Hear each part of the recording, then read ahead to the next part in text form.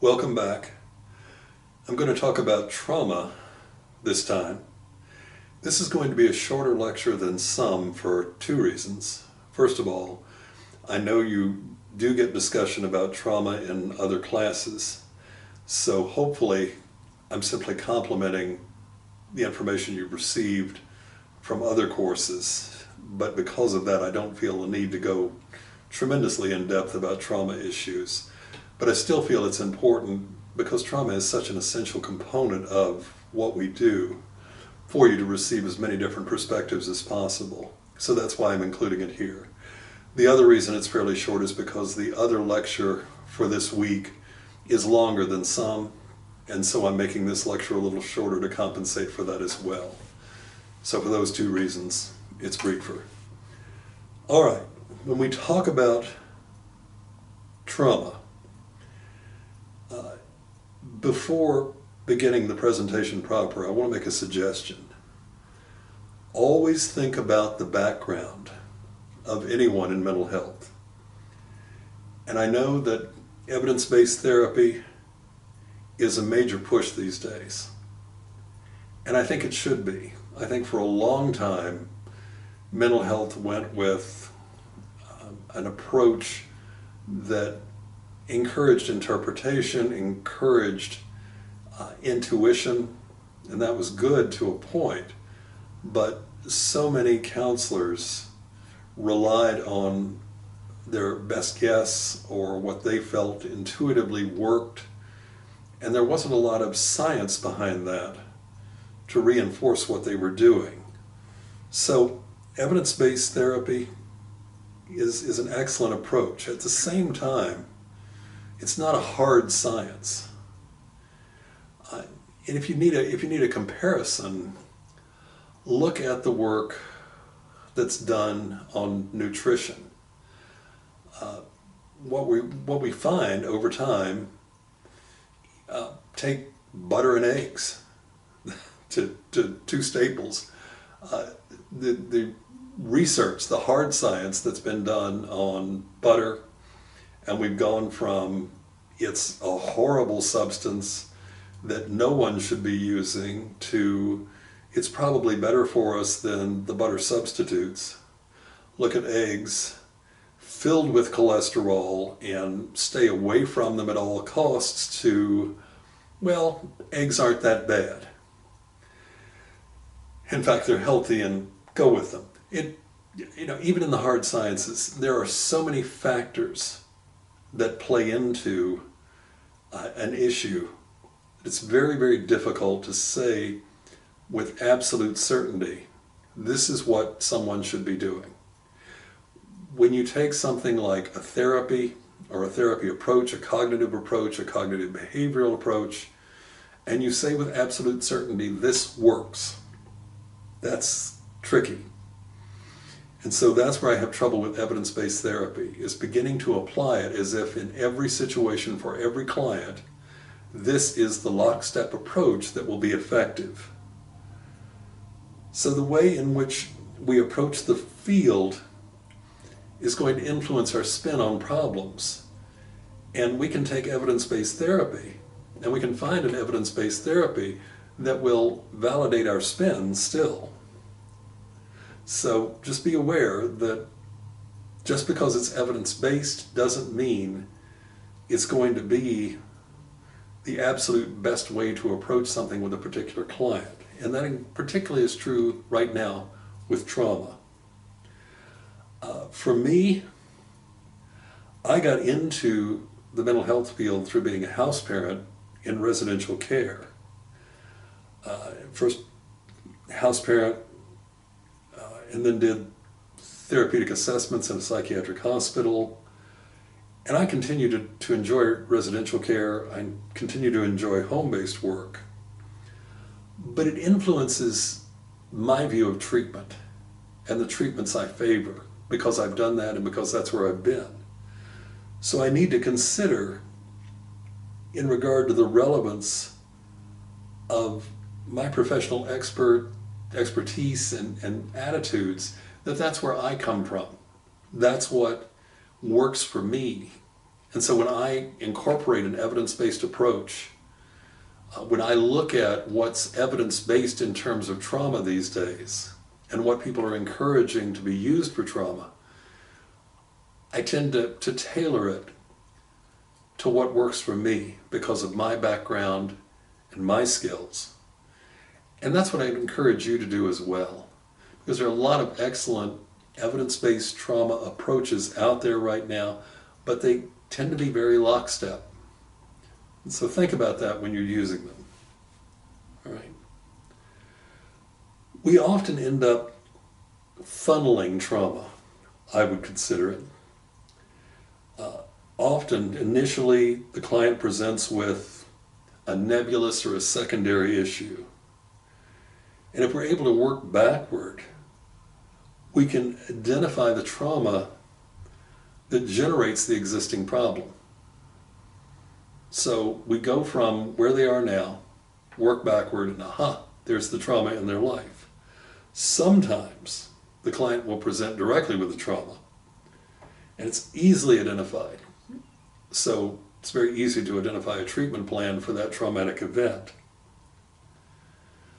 But we drop trauma then into the treatment plan funnel. And because we know in the end we're going to arrive at some kind of canned cognitive behavioral therapy to address that trauma, we're given the tools to manage it. My concern becomes we have a bad habit of gripping a hammer and deciding that every problem is a nail.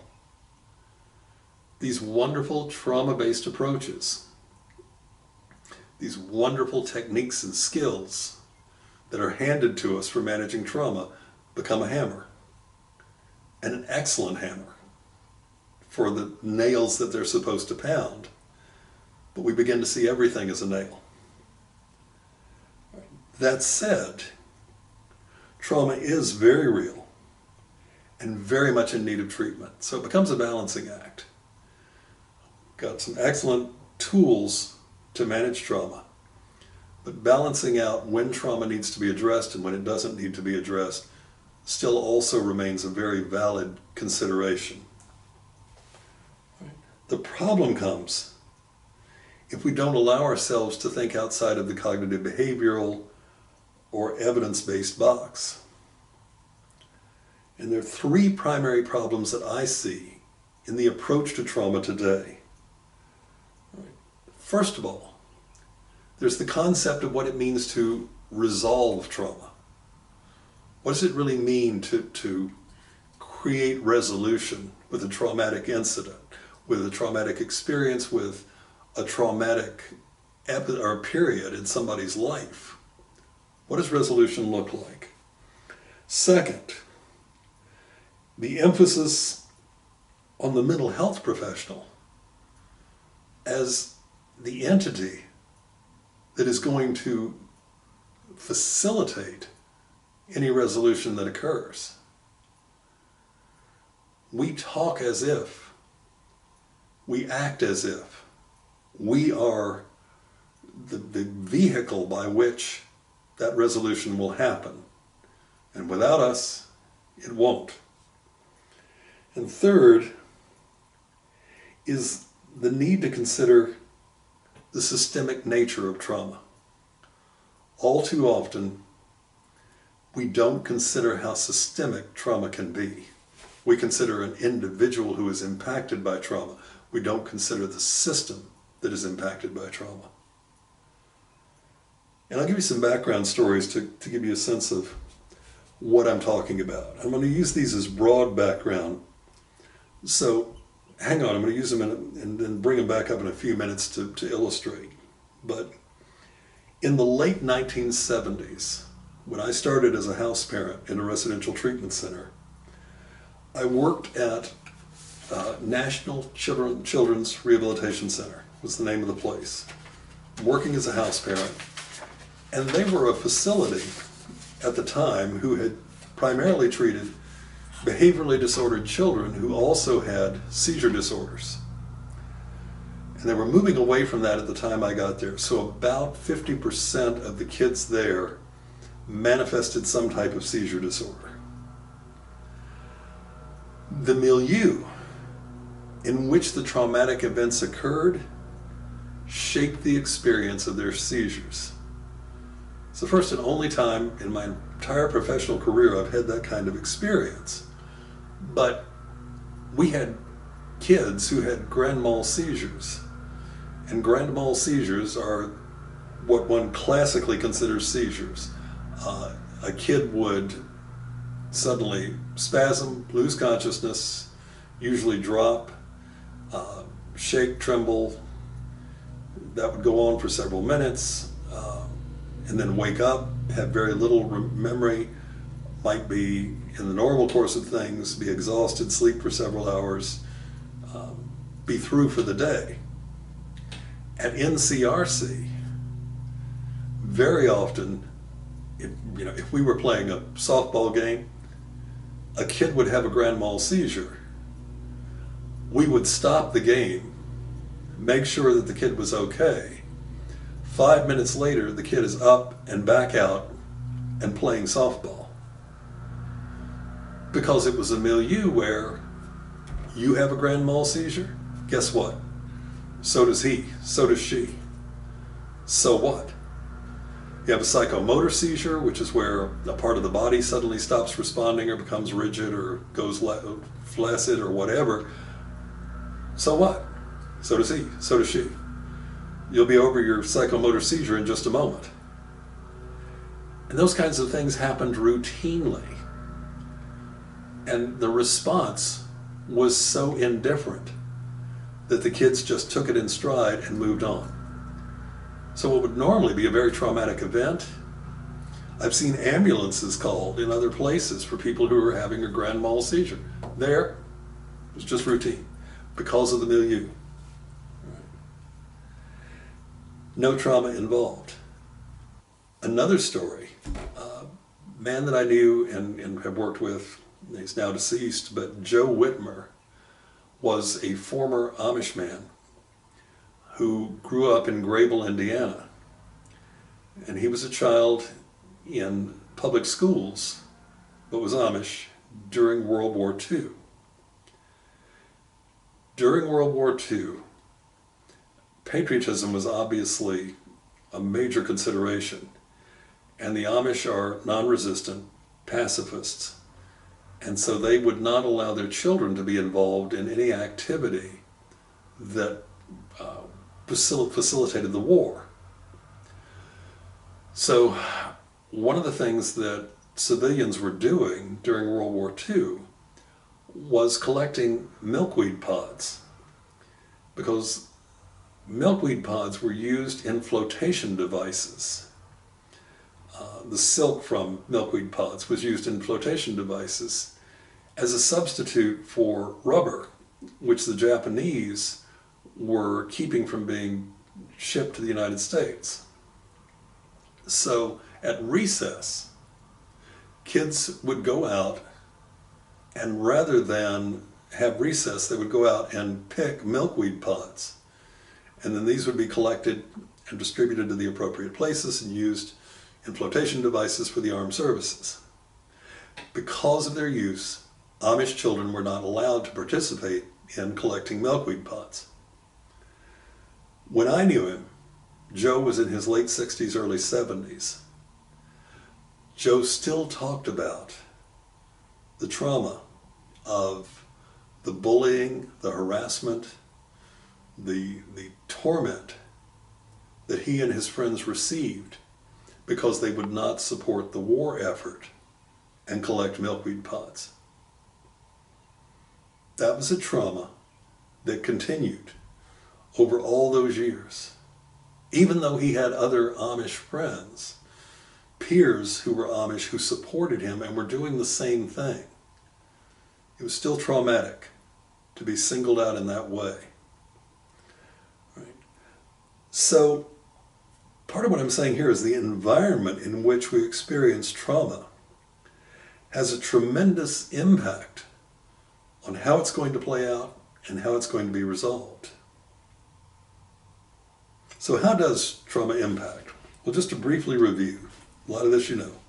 The theory from which we work today is that if a stressor is sufficiently severe, it can be considered traumatic. It can be a single event, it can be catastrophic, it can be an accident, a natural disaster, it can be an act of war, it can be an assault, or it can be ongoing. It can be physical abuse, domestic violence, sexual abuse. It can be imprisonment, things like that that continue across time that create the stress. In either event, the assumption is that any stressor of sufficient severity is going to give rise to psychological distress. So whether it's one time, whether it's across time, it can give rise to psychological distress. Post-traumatic stress is manifested by prolonged symptoms after the stressor is removed. So once someone is out of the situation, the symptoms of stress still continue to manifest. And this failure to resolve is considered an experience of trauma. Right?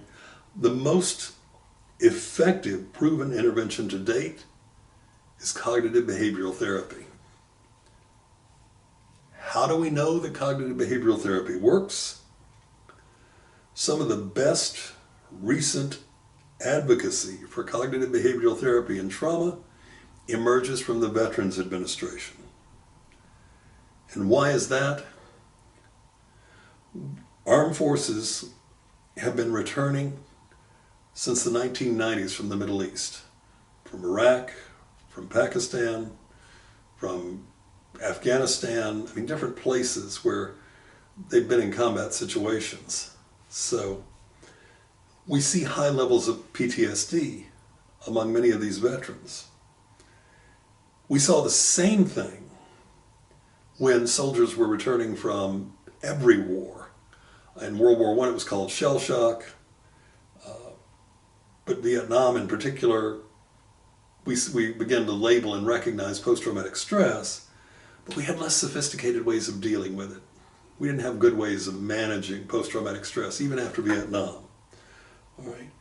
Since then, we've become more sophisticated with cognitive behavioral techniques in general, but they paid off in the focus on PTSD.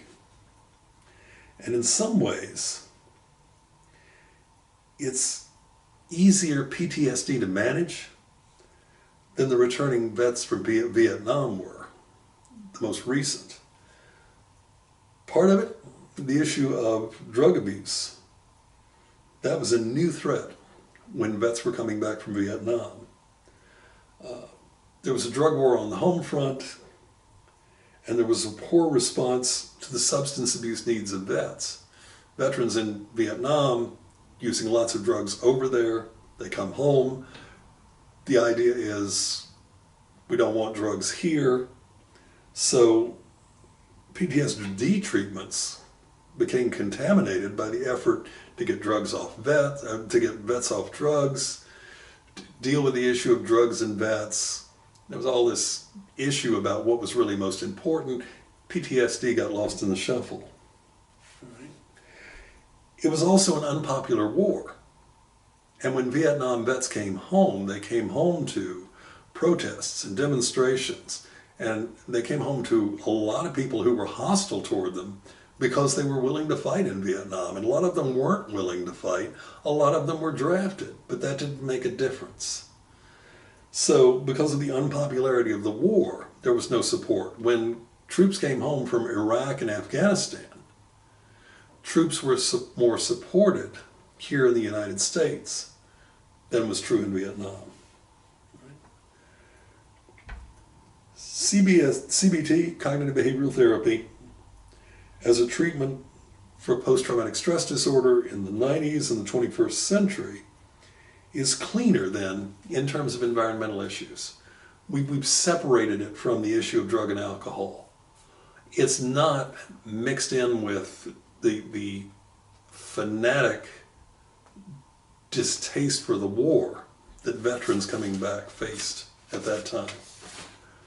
So because of that, it's been easier to develop a CBT, and particularly for the Veterans Administration to develop a CBT that was effective with post-traumatic stress, and that has then boiled over to other, or generalized to other areas. Other factors that may play a role when we talk about any kind of trauma. I don't want to underrepresent the importance of therapy or therapists in treating trauma.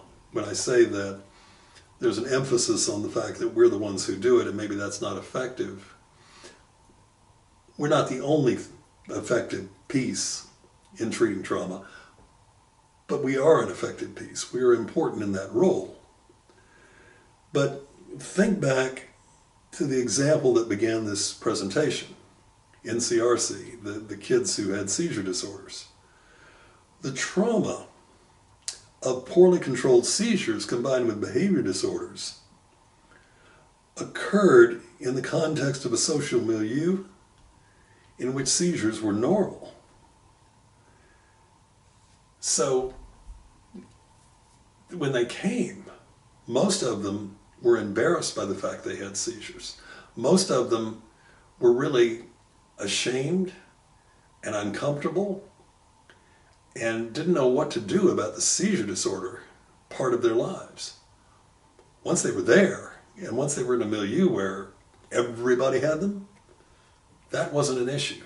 Now, they still had behavioral disorders, certainly, still had emotional disruptions in their lives, but the seizure disorder was not something that they were concerned about as much.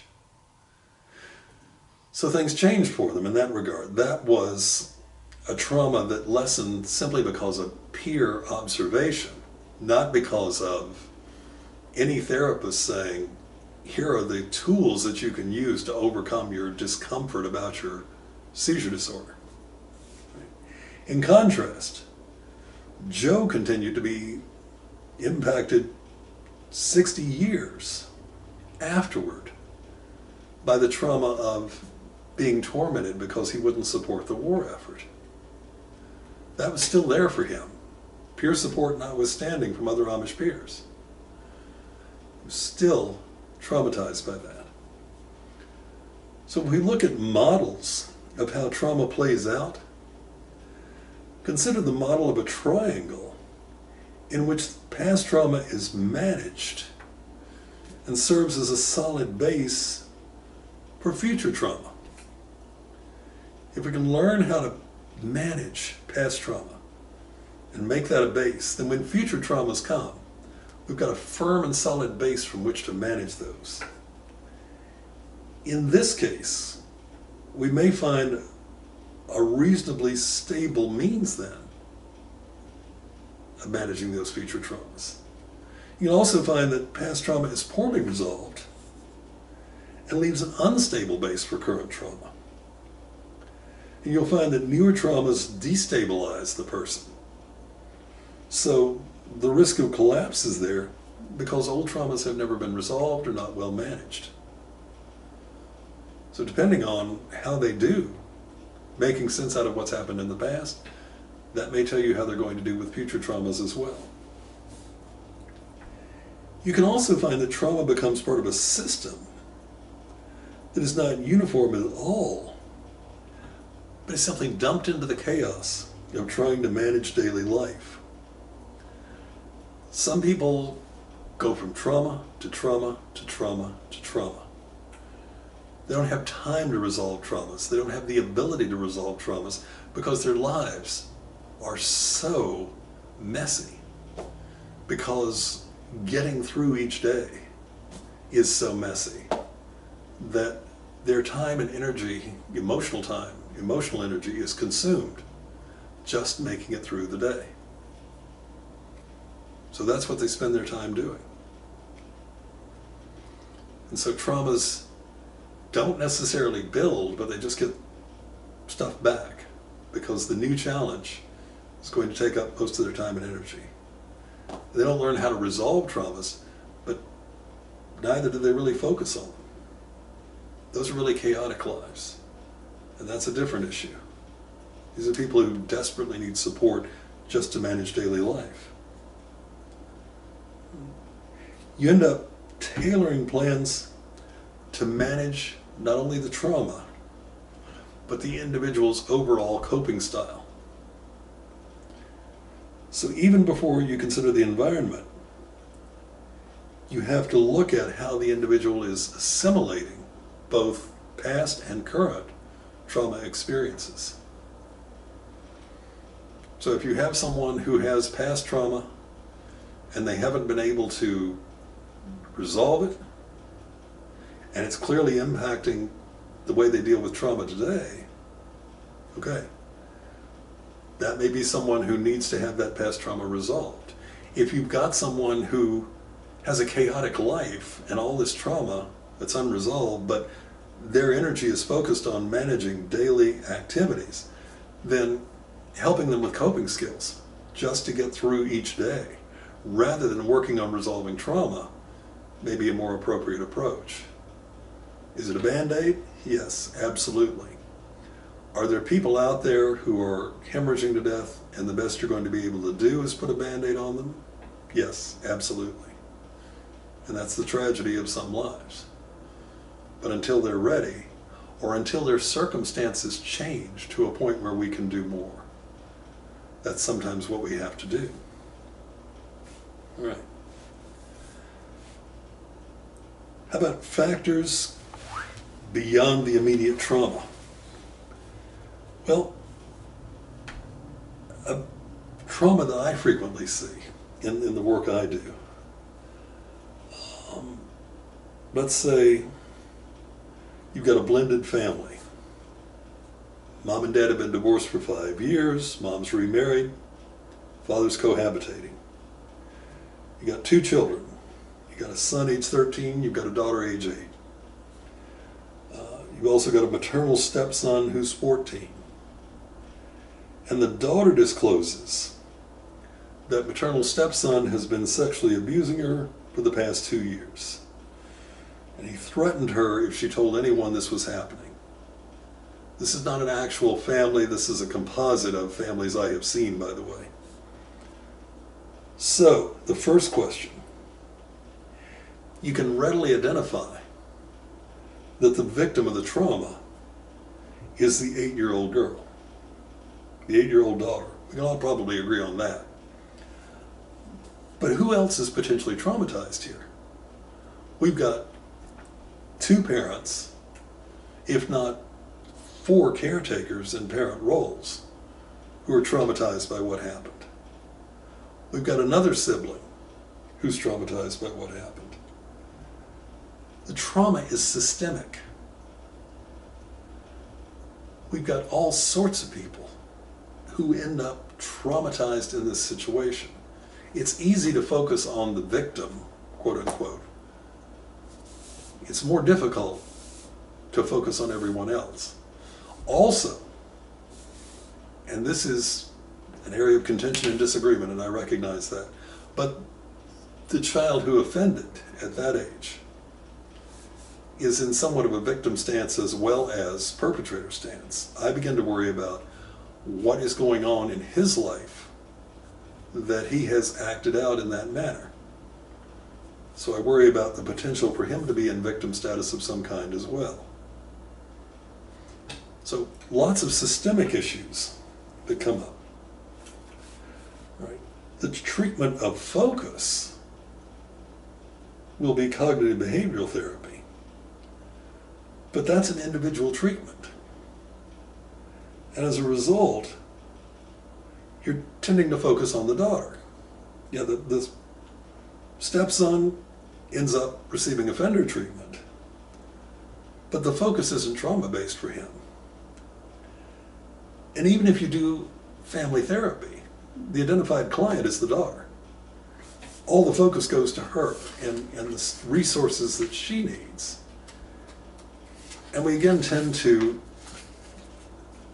dismiss or minimize or somehow not pay as much attention to how traumatized the parents may be.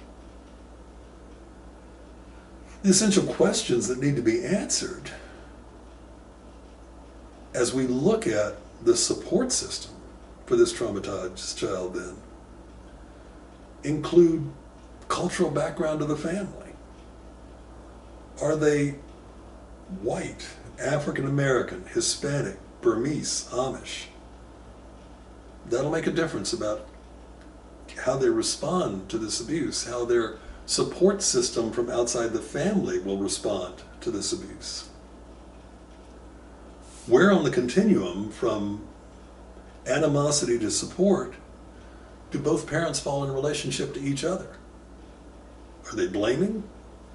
Divorced parents, a lot of times, if it happened on the other parent's watch, it's very easy to say, your fault.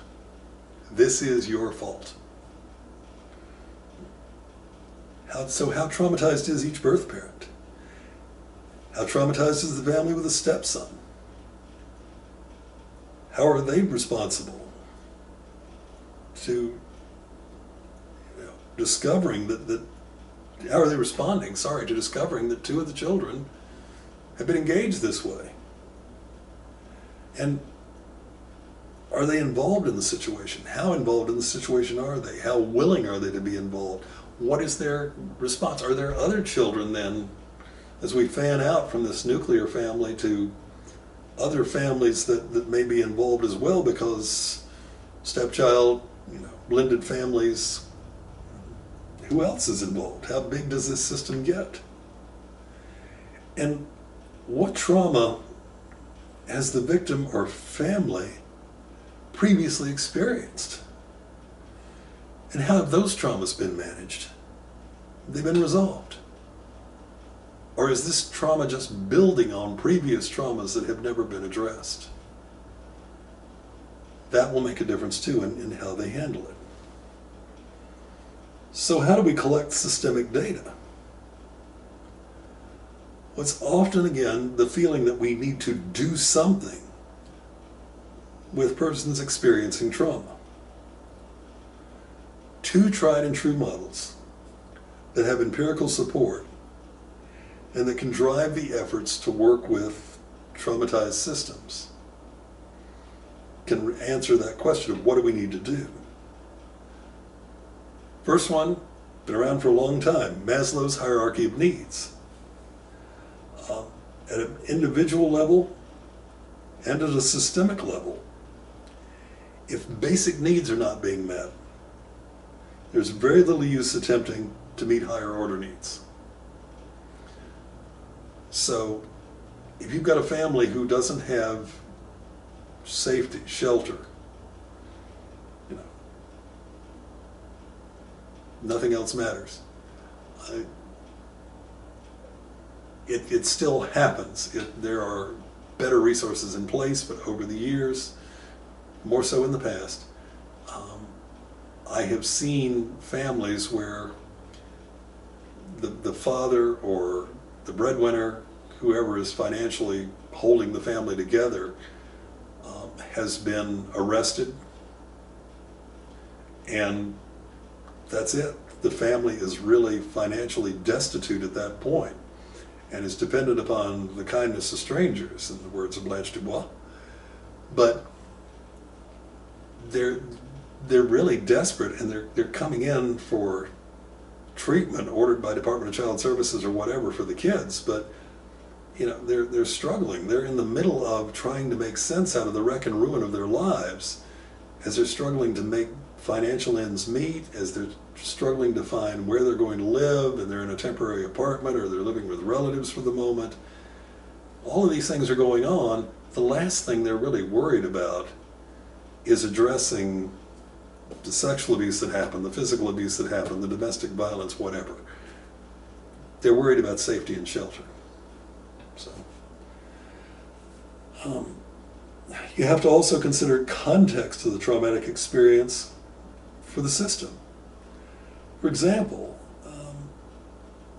somebody in a homeless shelter may meet the criteria for the safety needs, but for others, that may not be safety. Even in the same family, that may not be safety. Just because they've got a roof over their heads and they've got 3 meals a day, that may not be enough, depending on where they're coming from and how they feel. got to measure that out with each family member. We also have Prochaska and DiClemente's stages of change, and I know you're familiar with those. They're more applicable at an individual level. The idea that you move through and relapse, learn from the relapses, but those are particularly helpful while you're looking at trauma work. The historical experience of trauma and systemic support in managing trauma will have a significant impact on the ability to effectively move through these stages of change. And whether you apply it to the system and look at the system's willingness to change, stages of change, whether you apply it to individuals within the system and look at their willingness to move through the stages of change, it's helpful to get a sense of where they are. In collecting data, in collecting all of this data, whether you're doing Maslow's hierarchy, Prochaska and DiClemente's stages of change, whether you're doing another model, whatever it is, remember that trauma work is a moving target. And often, individuals who've been traumatized are unaware of their own past trauma. And not only are they unaware of their own past trauma, then they're unaware of how that's interacting with the present. So they don't realize that they've been traumatized or to the degree to which they've been traumatized, and they certainly don't know that that's impacting how they relate to people in the present moment.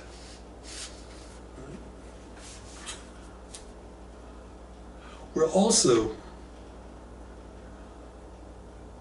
never aware, almost never aware of how interpersonal systems, they are also almost never aware of how the interpersonal systems in which they're operating help or hinder their management and resolution of past trauma. They don't get that because they're living in that laboratory of that system.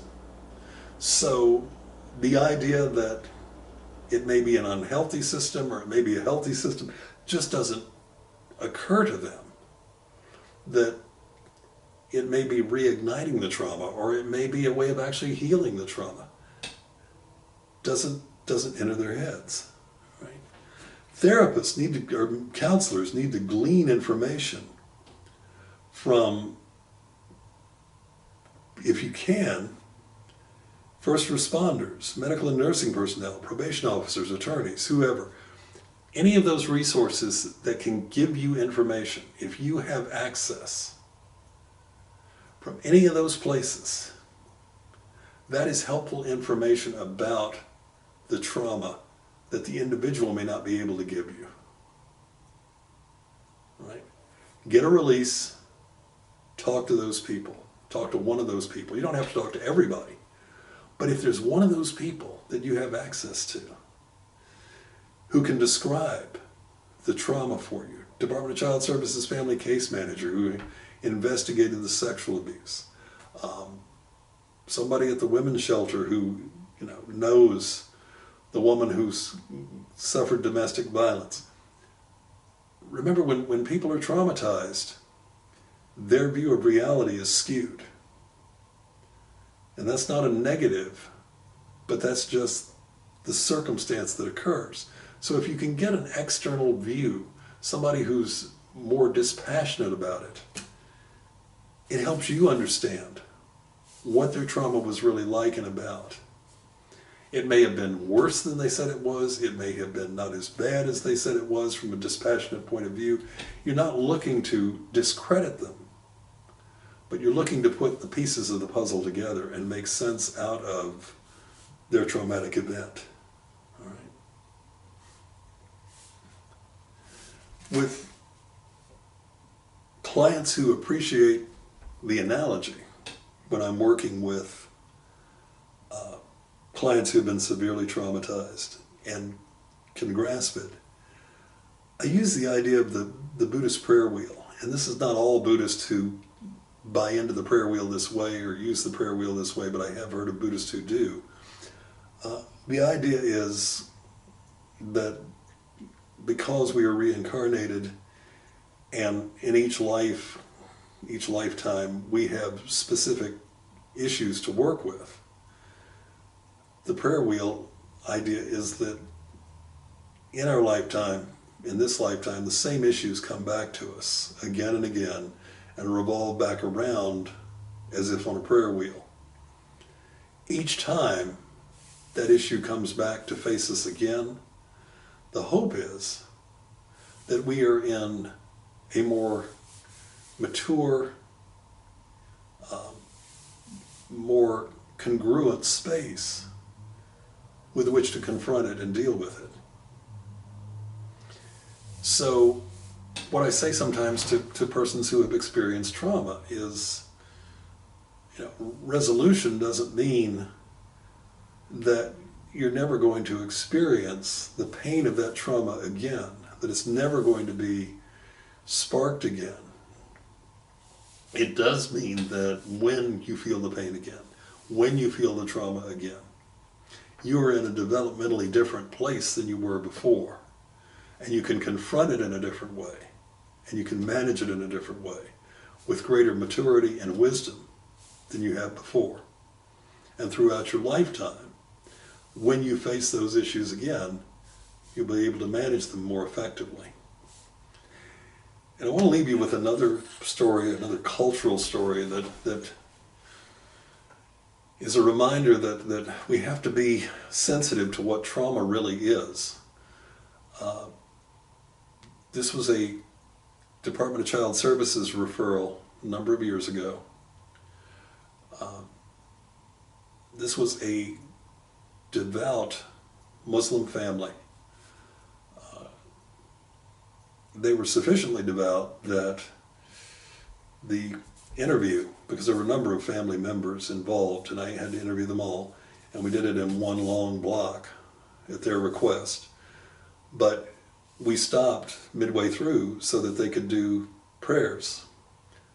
And they had their prayer rugs with them and went to a separate office and did prayers during prayer time. So very devout Muslim family.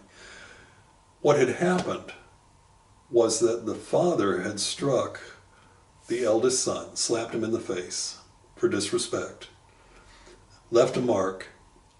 The kid went to school, and the school reported the mark. DCS investigated. The kid was honest, said, yes, my dad hit me in the face. Ended up being referred for an interview to see what needed to be done. The trauma for the entire family was not the father slapping the son. The trauma for the entire family was being reported to DCS and having to meet with an interviewer. They were so incredibly traumatized by the entire process they had to go through. They felt humiliated, they felt ashamed, and they felt that their discipline and their family was being victimized because they were Muslim. And this was long enough ago that there was a lot of hostility toward Muslims at the time. Not that there's not now, but more so then. When we look at what trauma is, remember to keep a broad view of what's really traumatizing someone. I think in that case, they were probably right. Did the father slap the son too hard? Yes. Was it the kind of discipline or approach I would like to see him use? No. Culturally, was it within bounds? Probably. Do I accept that kind of cultural approach? It's very difficult for me to say yes, but I have to respect where their culture is coming from. And I'm not going to change the culture by making recommendations that further traumatize them.